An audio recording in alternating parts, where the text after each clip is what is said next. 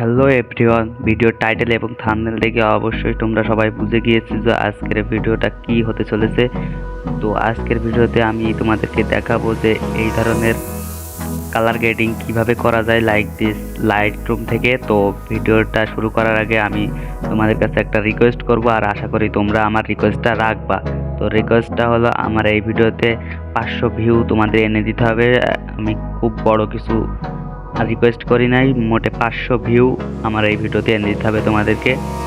তো এটা আমি সবাইকে দেখছি যে টিকটকের ভিতরে অনেক ভাইরাল, যে এই যে ফেসের যে ফেসের যে এই যে ডার্ক সার্কেলগুলো থাকে, তো এইগুলো কিভাবে রিমুভ করতে হয়। যে প্রিসেটটা ইউজ করার পরে এই যে আমাদের ফেসের কালারটা এরকম যে ডার্ক হয়ে যায়, আমি তোমাদের মার্ক করে দেখাই যে এই যে এরকম ডার্ক কালার হয়ে যায়। তো আমি এইটা যে আবার শো করে দিই, শো করে দিলেই দেখবা যে এটা আবার ক্লিয়ার হয়ে যাচ্ছে। তো এইটা কিভাবে করতে হয়, তো আমি সম্পূর্ণ আজকের ভিডিওতে পুরো লাইটরুমের ফুল পুরো এডিটিং টিউটোরিয়ালটা দিয়ে দিব। তো তোমরা কিন্তু অবশ্যই আমার রিকোয়েস্টটা রাখবা, আমার এই ভিডিওতে 500 ভিউ এনে দিবা। তো বেশি কথা না বলে চলো ভিডিওটা শুরু করা যাক। অলরাইট গাইজ, আমরা পিকটা নিয়ে লাইটরুমের ভিতরে চলে এসেছি। তো এখান থেকে আমি একটা প্রিসেট ইউজ করে নিব। তো এখান থেকে যে কোনো ধরনের তোমাদের কাছে লাইক দিস যে কোনো ধরনের একটা প্রিসেট থাকবে, তো সেইটা তোমরা ইউজ করতে পারো, নো প্রবলেম। তো প্রিসেট ইউজ করার ক্ষেত্রে আমি তোমাদের একটা কথা বলবো, তো সেইটা হলো এখান থেকে লাইটটা, তো এই যে প্রিসেটটা যে বানিয়েছে, ঠিক আছে, কনক ভাই। তো কনক ভাইয়ের যে ছবিটা দিয়ে প্রিসেটটা বানিয়েছে, তো তার ছবিতে কি ছিল, ব্ল্যাক পয়েন্টগুলো অনেক ছিল, ব্ল্যাক পয়েন্টগুলো দরকার ছিল, কিন্তু আমাদের ছবিতে লক্ষ্য করলে দেখবা যে এই যে ব্ল্যাক পয়েন্টগুলো আমাদের আছে অলরেডি। তাহলে কি করতে হবে, এই যে প্রিসেট তোমরা যে কোনো একটা প্রিসেট ইউজ করার পরে এই যে যদি ব্ল্যাক পয়েন্টগুলো এরকম গাঢ় হয়ে যায়, তাহলে ব্ল্যাক পয়েন্টটা কমিয়ে দিবে।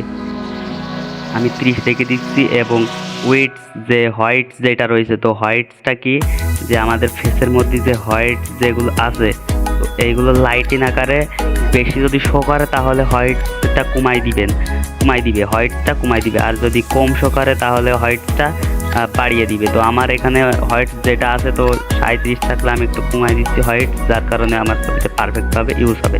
আর যে শ্যাডো যে এইটা হচ্ছে একটু খেয়াল করতে হবে শ্যাডো। তো শ্যাডো যে বিষয়টা, সেটা হচ্ছে আমাদের ব্যাকগ্রাউন্ডের হাইলাইট।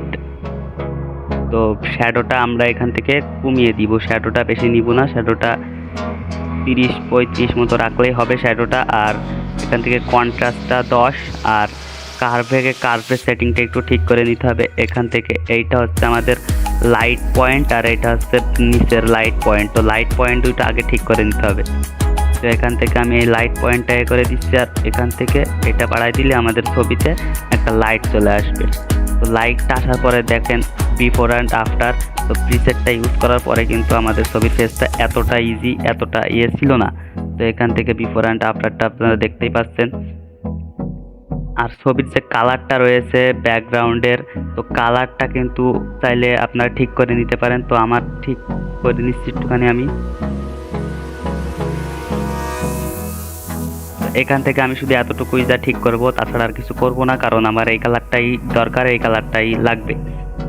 তারপরে এখান থেকে চলে আসবো। তারপরে এই যে আপনাদের যে মেন যে জিনিসটা আপনারা টিকটক থেকে দেখছেন, এই যে পাই চারিপাশে যে এই যে আমাদের হালকা ডার্ক মতো হয়ে রয়েছে, তো এইটা কি করে সলভ করবা, তো এইটা আমি সলভ করে দেখাচ্ছি। এখান থেকে সোজা চলে যাওয়া মাস্কে আসার পর এখান থেকে প্লাস, তারপরে এখান থেকে এই যে কালার রেঞ্জ, এইটা সিলেক্ট করবা।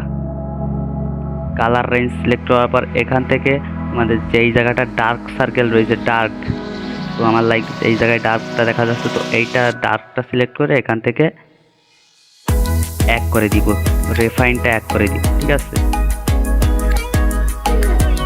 রিফাইনটা এক করা হয়ে গেলে এইখান থেকে অ্যাপ্লাই করে দিব। অ্যাপ্লাই করা হয়ে গেলে এখান থেকে কালারে চলে যাব। কালারে এসে এখান থেকে স্যাচুরেশনটা মাইনাস করে দিব হালকা, দিয়ে টেম্পারেচারটা হালকা বাড়িয়ে দিব, আর টিন্টটা একটু কমিয়ে দিব। ব্যাস, তাহলে আমাদের কালারটা ম্যাচ হয়ে গেছে। এখন আর ফেসের কালারের ভিতরে কোনো ধরনের কোনো পার্থক্য দেখা যাচ্ছে না, কালারটা ম্যাচ হয়ে গেছে।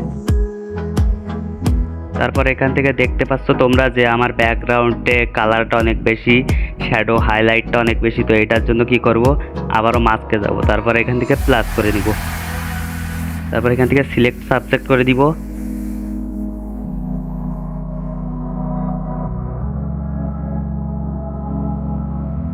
সিলেক্ট সাবজেক্ট হয়ে গেলে এখান থেকে কর্নারে ডিলেটের পাশে একটা জিনিস দেখতে পারবা ইনভার্স, তো এখান থেকে ইনভার্স করে নিব। ইনভার্স করে নেওয়া হয়ে গেলে এখানে দেখতে পাচ্ছ যে আমাদের গাড়ি তো সিলেক্ট হয়ে গেছে। তো এই গাড়িটা আমরা আগে আনসিলেক্ট করব। তো আনসিলেক্ট করার জন্য কি করতে হবে, এইটার উপরে ডবল ট্যাপ করব। ডবল ট্যাপ করার পরে এখান থেকে দেখবা যে মাইনাস সাবজেক্ট মাস্ক, তো এটা সিলেক্ট করব। তারপর এখান থেকে ব্রাশ টুলসটা সিলেক্ট করব। তারপর এখান থেকে আমরা যতটুকু মাইনাস করে নিতে চাচ্ছি, মানে যতটুকু আমরা ব্রাশ করে ইয়ে করে নিতে চাচ্ছি, তো ততটুকু আমরা ব্রাশ করে দিব, সিলেকশনটা ঠিক করে দিব।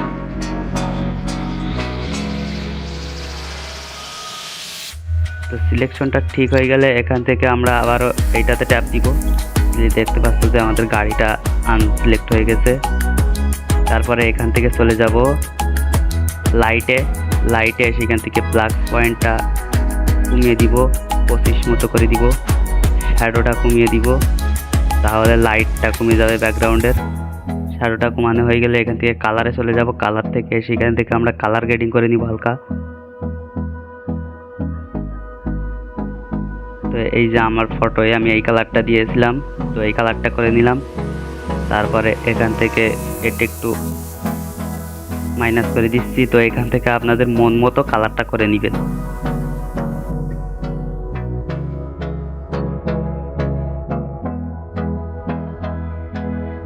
তারপরে এখান থেকে চলে যাব ইফেক্টসে এসে ডিহ্যাশটা, এই যে ডিহ্যাশটা একটু বাড়িয়ে দিব।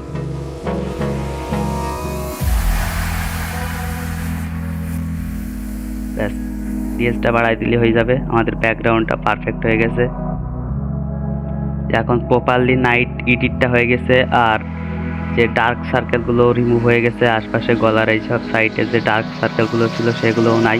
প্রিসেট ব্যবহার করলে এই যে ডার্ক সার্কেলগুলো থাকে, তো এগুলোও নাই। তারপরে এখান থেকে আবারও চলে যাব মাস্কে গিয়ে আমরা যে এইখানে যে ইটা রয়েছে, এই যে লাইটেনটা, তো এটা আমরা হালকা বাড়িয়ে দিব।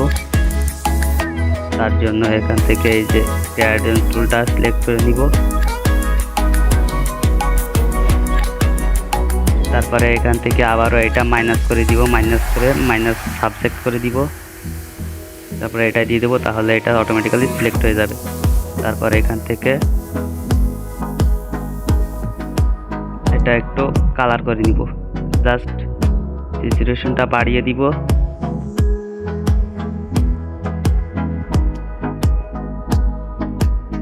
ব্যাস, লাইটটা হালকা বাড়িয়ে দিব, তাহলে হয়ে যাবে। তো দেখতেই পাচ্ছেন এখন যে আমাদের কালারটা কত সুন্দর হয়েছে। আর এই ছবিটার যে আমি যে ফেসটা স্মুথ করেছি যে এইভাবে অটোডিস্ক থেকে, তো এইটা যদি টিউটোরিয়াল চাও তাহলে অবশ্যই কমেন্ট করবেন। কমেন্ট করে সবাই জানাবা যে এটার টিউটোরিয়াল লাগবে কিনা, যে এইটার কালারের ফেস স্মুথ কিভাবে করেছি। এটা যদি টিউটোরিয়াল লাগে তাহলে কমেন্ট করে জানাবেন যে এখানে ফেস স্মুথটা কিভাবে করেছি। এই ছবিটার ফেস স্মুথটাও কিন্তু অনেক সুন্দর হয়েছে। আমি যে টিকটকে যেটা আপলোড করেছিলাম ওইখান থেকে সবাই বলছিল যে ভাই একটা টিউটোরিয়াল দেন, তাই আমি তোমাদের জন্য নিয়ে চলে আসলাম টিউটোরিয়াল ভিডিও। তো এটা ফেস স্মুথ কীভাবে করেছে ওইটা যদি জানতে চাও তাহলে সবাই কমেন্ট করবা, উড়াধুরা কমেন্ট করবা, তাহলে আমি পরবর্তী ভিডিওতে এই ছবিটা যেভাবে ফেসটা স্মুথ করেছি এটা দেখাই দিব। তো এই ছিল আজকের ভিডিওটা ভালো লাগলে অবশ্যই লাইক কমেন্ট করে দিবেন, আর চ্যানেলে নতুন থাকলে চ্যানেলটা সাবস্ক্রাইব করে দিবেন। আর যারা আগে থেকে সাবস্ক্রাইব করে রাখছেন তাদেরকে জানাই অসংখ্য ধন্যবাদ।